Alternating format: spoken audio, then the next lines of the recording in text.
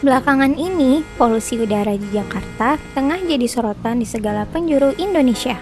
Bagaimana tidak, menurut sebuah situs pengukur polusi udara, Jakarta sempat menempati posisi teratas sebagai kota paling berpolusi di dunia. Seiring dengan berkembangnya peradaban manusia, polusi udara yang dihasilkan pun semakin bertambah dan menimbulkan efek yang merugikan manusia, terutama masalah kesehatan. Kalau terus begini, bukan gak mungkin, nantinya bumi kita rusak dan gak layak dihuni oleh manusia.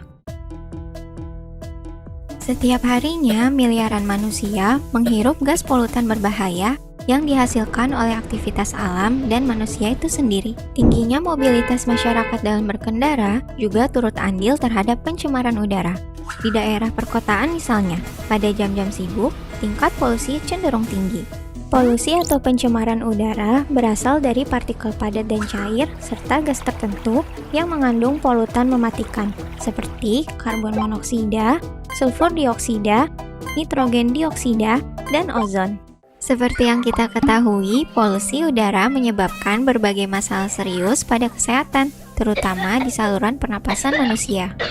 Dampak yang paling umum terjadi meliputi penyakit jantung, kanker paru-paru, sampai infeksi saluran pernapasan akut atau ISPA.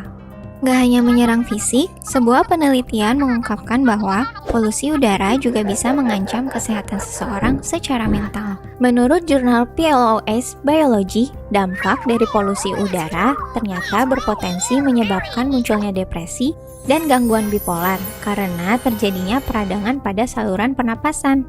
Mengingat begitu fatalnya dampak bagi kesehatan, laporan Global Air Report yang diterbitkan oleh Health Effects Institute di Amerika dan Universitas British Columbia di Kanada mengklaim setidaknya polusi udara bisa mengurangi 1-2 tahun usia manusia.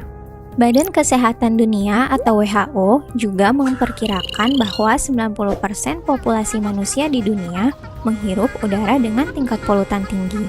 Polusi udara disinyalir jadi penyebab kematian sekitar 7 juta orang di seluruh dunia setiap tahunnya. Berdasarkan nilai Air Quality Index, kota Jakarta sempat menyentuh angka 246, di mana kualitas udara sudah dianggap sangat tidak sehat. Dalam perspektif Islam, perihal pencemaran lingkungan sebenarnya telah disebutkan dalam Al-Quran, tertulis di dalam surat Ar-Rum ayat 41.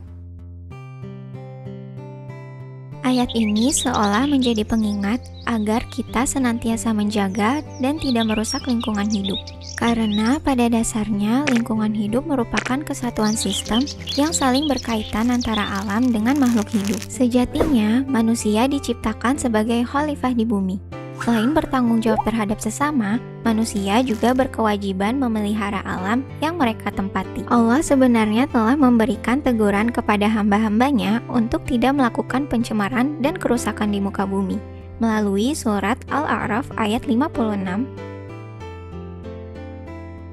Lewat firman-Nya tersebut, jadi bukti bahwa Islam sangat peduli dengan kelestarian alam. Ada banyak cara mudah untuk mengurangi polusi udara.